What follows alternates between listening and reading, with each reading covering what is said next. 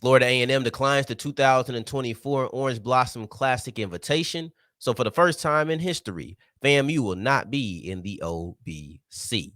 Oh, yeah, it's locked on HBCU.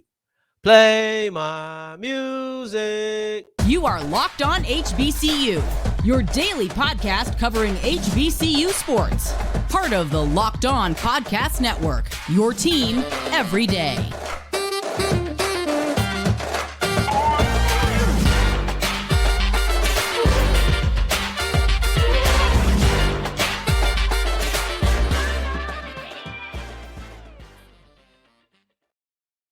What's going on, family? Welcome back to another episode of the Locked On HBCU podcast, your number one daily one-stop shop for everything HBCU athletics. Monday through Friday, part of the Locked On Podcast Network, your team every day. And I, of course, am Darian Gray, a.k.a. the Mouth of the South, Texas Southern alum and former TSU Herald Sports editor and current contributing writer at USA Today's Saints Wire. Thank you for making us your first listen of the day. And remember, just because the mic cuts off doesn't mean that the journey is over.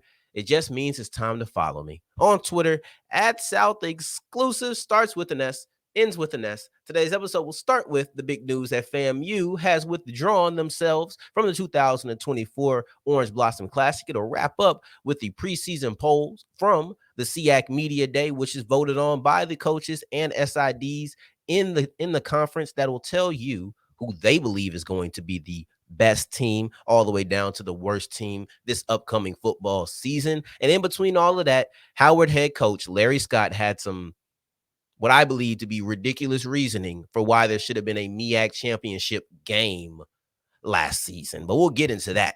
Right now, FAMU has withdrawn from the OBC. So in 2024, for the first time ever, and I mean ever, Florida A&M will not be in the Orange Blossom Classic. And this, to me, is extremely weird. I know that we've seen tradition be stepped away from relatively recently. You've seen it with Jackson State that says, you know what, we're not playing in the Southern Heritage Classic, so they won't be there this year. We've seen Alabama A&M switch how they handle the Magic City Classic, but this is different. You look at Alabama A&M, they're still going to be in the Magic City Classic. They just essentially have new management. If we're talking about using analogies, they just have new management and how they're going to handle the game. They're still in the game. You look at Jackson State, yes, they stepped away, but because they were a primary rival of Tennessee State, but that game hadn't been as long as the OBC. The OBC has about a decade in duration on the Southern Heritage Classic. B, Jackson State actually missed 2 games before. I know it's not a lot, but they have missed games before. And then also, they're not the team who is not in their home state. So they're the team that always has to travel for real. So it's a little different. You know, like the SHC is in Tennessee, right? The OBC is in Florida. And even more so when it comes to Florida A&M, they have never missed a game, and it's been a revolving door. So even if you want to look at the Southern Heritage Classic as a Jackson State, Tennessee thing, the OBC is a FAMU thing. This is a FAMU event. Multiple teams have been in there. Jackson State's been there the last 2 going on 3 seasons, but multiple teams have been in the bunch. So it's not like anybody really holds half of the OBC. This is FAMU's event in FAMU's backyard. This is an event that is the FAMU Orange Blossom Classic, essentially. So for them to step away, it's weird to me. And it'll be adjustment period. There will be an adjustment period, but the show will go on. We do know that. Also, they only declined 2024. Doesn't mean they'll be back in 2025, but it means that 2025 is an option. 2024 seems to be off the table. I don't know if they come together and they put something together real quick to where now we are going to have the OBC in 2024 with FAMU. I don't think so. I think it's very unlikely that happens. If I'm not mistaken, I want to say the same weekend that they planned the OBC, and they could always just do it a different weekend. But the weekend they plan on doing the OBC in 2024, FAMU will be playing the University of Miami. I believe that is the case. Don't quote me on that, but I believe that to be the case. But why are you stepping away from tradition? Let's step away from the fact that it's weird to me and kind of odd, but why are you doing this? According to AD Tiffany Dawn-Sykes, and I'm going to paraphrase this quote, but this is essentially what she said. I'm not changing anything. They owe it to the season ticket holders, to the investing champions and some other groups to have 5 to 6 home games in Tallahassee annually. In 2021, we're talking about since this has came back. In 2021, you had 4 home games. In 2022, you had 5 home games. In 2023, this upcoming season, you're going to have 4 home games. So that's 2 out of 3 years that you didn't meet the quota that you're looking for, and never have you given them 6 in the last 3 years. So this is essentially an impediment to being able to provide this. Cool. If that's how you feel, go ahead. I know some people will have their opinions and be like, yeah, you don't need to do that. But I've also heard the idea of the investing champions package having to decrease in how much it costs. So then that has a revenue effect and all of those things. But if we're going to talk money, we have to talk about the controversy that kind of surrounds this. Because if that's why she wants to leave, I don't think many people are going to question it. Many people will have their opinion on whether or not that's a good reason. But I don't know if people are really going to question, like, is that really what's going on? You want to leave because you want to give more home games? Okay, fine. Because 4-5-4, that's the life of a neutral site team. That's the life of it. You know, you look at Grambling over the past couple of years, they've had 3 home games. They played a bunch of neutral site games, 3 home games consistently. So it's the life. I get it. But the controversy comes in the fact that AD Dawn-Sykes said that she never saw 400,000 from the OBC. Rattler Nation, I'm about to have some numbers via Rattler Nation. Rattler Nation, the blog podcast, or not podcast, but the blog, they posted an email from the OBC to Miss Tiffany Dawn-Sykes, giving guarantees of 450, 500, and then 525 over the next 3 years of the contract, which is 2024, 2025, and 2026. Now, I think where things are bad is because money shouldn't really be a question. If you don't want to be in there, you don't want to be in there. But when there's differing stories, now it's like, okay, is there something more? When she says she hasn't seen 400,000, is there a reason that she said that, even though we have emails that say that she has seen it? It makes you wonder if money is a question. And if money is a question, then I don't really understand. I don't. Because that 450 plus travel, so that's not even included in the travel. You're going to get 450,000 guaranteed payout, and then we're going to cover your travel. That's a better deal than what you're getting at USF. You're playing South Florida this year. 465,000, travel not included. And the OBC is going to take your band with you. If you even decide to bring the band with you to USF, significantly less money. You're probably making about the same money there as you're making for an average home game, if you start talking about travel and things of that nature, right? Because it's not cheap. Like that's an expensive travel. That is an expensive travel. So I don't really understand the money aspect. And once again, money might not be the issue. I don't want to say it is. You know, I know I'm an op to FAMU now. If you ask a couple people on social media, because I said what I said about Kamari Stevens, I'm an op now. But I don't know if money is an issue.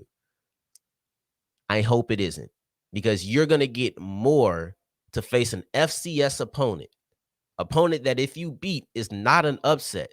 You're getting more for a real competitive game than you are for the money game against a big school that if you win, it's an upset. We won't count you out, but let's be real. It's an upset. You are heavy underdogs. You're getting more for that. And that's the idea of going against an FBS team is 2 benefits. One, your players get to have film against FBS, but then also you're getting money. And if you're getting more money on this level, money better not be the issue. And we'll keep it at that. Once again, if she just wants to give home games more, okay. I completely understand. I still think it's odd to step away from this tradition and have the event go on. It's going to be weird, something you have to get accustomed to. But overall, I think we'll accept it. Going forward, or also there will be a 2024 OBC. Just to be clear, there will be a 2024 OBC. FAMU just won't be a part of it. And we'll see if those sides can come together for 2025 and beyond, right? But I just want to make sure that was clear. And going forward, Howard head coach for football, Larry Scott, said there should have been a MEAC championship game for this reason. And I'll tell you what, this reasoning is something I just can't get down with, but we will explore it as we continue with Locked On HBCU. Today's episode is brought to you by eBay Motors. And for a championship team, it's all about fit, the perfect fit. Got to have the right quarterback. Got to have the right pass rusher. You got to have the right cornerback. You got to have the right everything, offensive line. Everything has to fit. And it's the same when it comes to your vehicle because every part needs to fit just right. So next time that you need parts and accessories, I suggest that you go to eBay Motors. And every part you need is going to fit right the first time around. All you have to do is add your ride, whatever you're driving, to the My Garage section and look for the green check so that you know the part fits. It's simple as that. Or your money comes back to you. Ain't no such thing as losing. Because just like in sports, confidence is the name of the game. And when you shop on eBay Motors, and with over 122 million parts to choose from, you'll be back in the game in no time. After all, it's easy to bring home a win when the right parts are guaranteed. Get the right parts, right fit, and right prices at ebaymotors.com. Like Broncos country, let's ride. Eligible items only. Exclusions do apply. And as we continue rolling on today's episode of Locked On HBCU, I appreciate you for making us your first listen of the day every day. We'll be back on Monday, hopefully, finally getting to our 5 HBCU transfers from a Power 5 level who will make an impact. But this was just a bunch of timely information, so that had to take the back burner, and maybe we'll be back to that on Monday. Who knows the way that news keeps dropping. But right now, Larry Scott, head coach for Howard football, had what I believe to be a ridiculous reasoning that a MEAC championship game should have happened last year. I do not understand it. Shout out to Jeff Lightsey. He's been on the show before. Last week, I believe, maybe 2 weeks ago, he had the Willie Simmons soundbite that we discussed. You know, he had the Larry Scott soundbite that we're about to discuss. So shout out to Jeff on that. But the Howard head football coach had this to say. He said, I would have loved that there was a situation where we, Howard, were 4-1. You, North Carolina Central, was 4-1. Stop there. If we're campaigning for a MEAC championship game, stop there. You're good. I hear you loud and clear. We're 4-1. They're 4-1. Let's go ahead and come together for a MEAC championship game. Cool. But he didn't stop there. Then he begins to say, you lose, North Carolina Central. You lost to a team that everyone else played well against. At this point, Jeff kind of interjects and says, you can say it like you beat South Carolina State. Right? And he agrees. Coach Scott agrees. To which Jeff said, but, you know, North Carolina Central beats you. He kind of shrugs that off. And he said, I would have loved a game after that. Like, what are we talking about here? What are we talking about here? You're trying to tell me that North Carolina Central beat Howard. Howard beat South Carolina State. South Carolina State beat North Carolina Central. But only Central and Howard were tied, and for some reason, that constitutes a MEAC championship game? What? Don't you know we have tiebreakers? We have tiebreakers for a reason. Because by saying this, you're essentially saying the tiebreaker shouldn't matter. And when the tiebreaker is head-to-head, I think that should matter. That was crazy talk. Like, I don't want to come off disrespectful. But I thought the idea that is the reason there should have been a championship game was ridiculous. I'm all for campaigning for your team. Players, fans, coaches. I'm all for that. But this one, let's leave that out of there because that doesn't make any kind of sense. I understand that you are a conference, not a division, but you are about the size of a division. You are the size of a division. So let's apply divisional logic to this. Let's go collegiate. I don't even have to go to the pros. Let's go collegiate. Let's say that Texas Southern and Alcorn tied in the SWAC West. Let's say they tied in the SWAC West. Do you think anybody's saying, you know what? I know that Alcorn, they beat Texas Southern, but Texas Southern beat a couple of the teams that beat Alcorn. Bro, me and my TSU flag are going to sit at home because that is ridiculous. I'm not going to sit here and say we should have some sudden death match. But see, people say that's crazy because why would you have a tiebreaker match for a division? I get it. But that's essentially what you're asking for. We have head-to-head. That is the simplest tiebreaker to exist. I beat you. Nothing else matters. If you want to feel like if you want to feel like Howard is a championship level team and they should have had another shot at North Carolina Central, that's fine. I'm all okay with that. If you want to have a MEAC championship for whatever reason, I'm okay with that. Really. If you think that, you know what, 2 of the last 3 seasons, the MEAC has ended in a co-champion, I put air quotes on it, a co-champion, I'm okay with that. And we can have that conversation. And I'll entertain that idea. I think it's a good idea. Or maybe you just feel like every conference should have a championship game, no matter how many players how many teams are in the conference. I'm okay with that. But you got to miss me with this. I beat the team that beat you, even though you beat me. Therefore, we should play again to decide who's really the champion. I'm going to go so far, strip the co off of it. You ain't champions. I've said this before. You are not champions in my eyes. I know what the list says. I know what the history books are going to say. You are a co-champion. North Carolina Central, to me, Darian Gray, a.k.a. the mouth of the South Texas Southern alum, former TSU Herald Sports editor and contributing writer at Saints Wire. Okay, all of that, to me, North Carolina Central is the only champions of the MEAC this year. We have tiebreakers for a reason. They beat you. Y'all both had 1 loss. They gave you your 1 loss. And if we're even going to go so far, they smashed you. It wasn't close. It's not like, oh, man, this was a hotly contested. They lost by less to South Carolina State than they beat you by. They beat you by 4 scores. Like, if we're really going to have this conversation and we're really going to get into it, let's really get into it. Let's get all of the context. Let's get all of the information out there. The rules are the rules. I understand you're not entitled. I understand you didn't ask to be a co-champion. But the moment you start saying that there should be a MEAC championship because of that reason, no, sir. No, sir. I'm sorry. To me, that is ridiculous.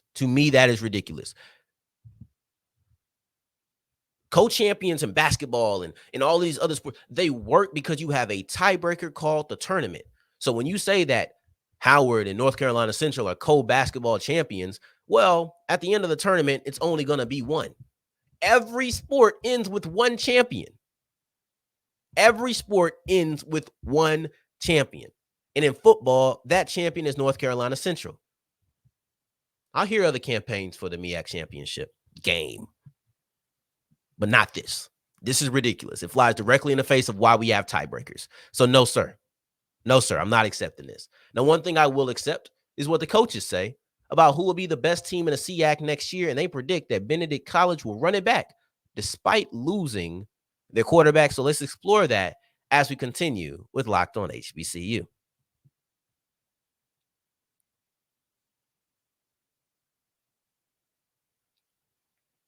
We wrap up today's episode of Locked On HBCU, and I appreciate you for making us your first listen of the day every day, making it all the way to segment 3, and I thank you 2 times for that. And the SIAC coaches and sports information directors, aka the SIDs, they predict that Benedict College will run it back and for the 2nd year in a row be the SIAC champions. Now, the SIAC Media Day happened earlier this week. And I know we have a lot of things, media availability, interviews, right? I know my guy Blue, I got to check his YouTube. I don't think I've seen any interviews, but I know once it comes to MEAC, and I know once it comes to the OVC, and I know when it comes to the SWAC, I know he'll be there and he'll have interviews, and we'll be looking forward to those, and they'll have great questions. And, I'm sure that I'll try to, anyway, we're not going to get too far with the plans, but the idea is that you'll have media availability. You'll be able to get sound bites. But for me, the one thing that I'm looking towards more than anything else, the one thing that I really want to see is always the preseason polls. That in the superlatives, right? And we won't get into the superlatives on today's episode. We will do it at a future episode. But I like seeing the preseason polls because it gives a little bit of a glimpse towards where the teams stand right now. I know there always can be surprises, but then also from a coach's point of view. So you're not going to hear just me and random media people saying, well, I think that Benedict is this, that, and the third because of this, that, and the third. You have coaches saying, this is what I believe them to be. So they have Benedict College as the number one team in the conference. And I think a lot of that has to do with the fact of their defense. And they feel like the defense is going to be really good again. Luber Dennis is going to be the SIAC Defensive Player of the Year again. Preseason voted at least. So you're looking at a defense that was 7th in the country, nationally ranked 7th. They expect that to be another strong suit of the team. And I believe that's why you feel okay losing Eric Phoenix.